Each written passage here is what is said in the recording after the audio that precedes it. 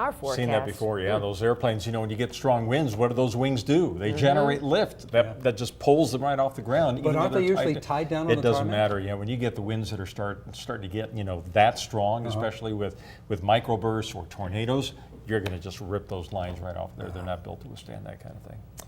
All right, folks. Well, we got a big cool down that's on the way. Is this a magnificent live shot? Isn't that gorgeous? It's beautiful. Okay, so take a snapshot of this in your mind, and I want you to envision this as we approach the upcoming holiday weekend. All right, because I think it's going to be just about that nice. Here's the weather headlines. It's going to be sunny. It's going to be windy. It's going to be cooler tomorrow. It's going to be even cooler yet on Thursday. Then we start to warm things up as we draw closer to the upcoming weekend. And lots of sunshine is expected on Saturday, Sunday, Monday, possibly even into Tuesday.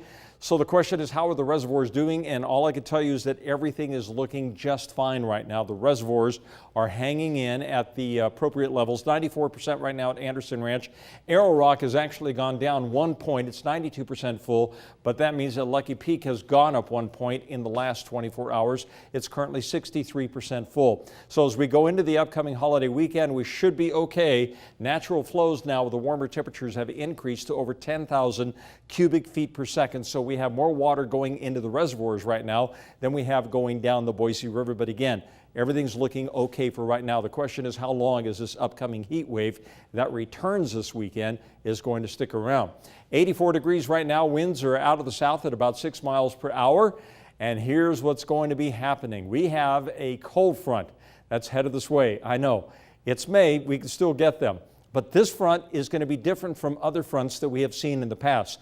As this cold front approaches, it is going to be a dry cold front. And there you can see it right there moving into the Pacific Northwest coastline. It's going to sweep from the northwest down here through the southeast, and it's on the way, and it moves in during the early morning hours. So what you're going to notice with this front is not any shower activity, but you're going to notice the cooler blast of air along with breezy to windy conditions that will be blowing behind this front tomorrow. So that's the biggest change.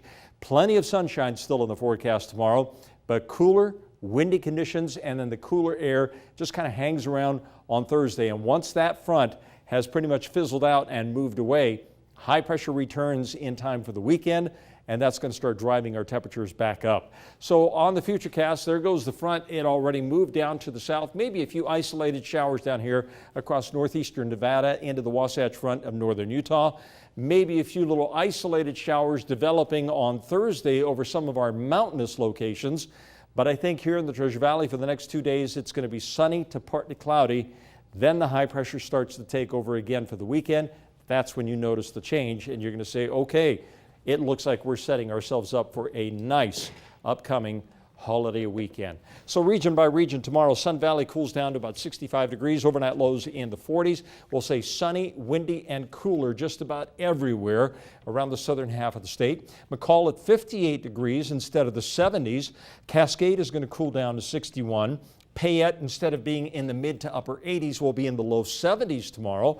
Emmett at about 72. Sunny, windy, and cooler for much of the Treasure Valley with highs in the 70s tomorrow. Here's my 7-day forecast for the valley itself. Let's go with partly cloudy skies on Thursday. Otherwise, it's nothing but sunshine Friday, Saturday, Sunday, Monday, and Tuesday. But look at the temperatures warming back up to near 80 degrees on Saturday, mid-80s Sunday, upper 80s on Monday and Tuesday. And it is that warming trend that commences this holiday weekend that could start triggering an increasing in the flow going into the reservoirs that we'll be watching. The mountains look good. Maybe a few late showers on Friday, but it looks good Saturday, Sunday, and Monday.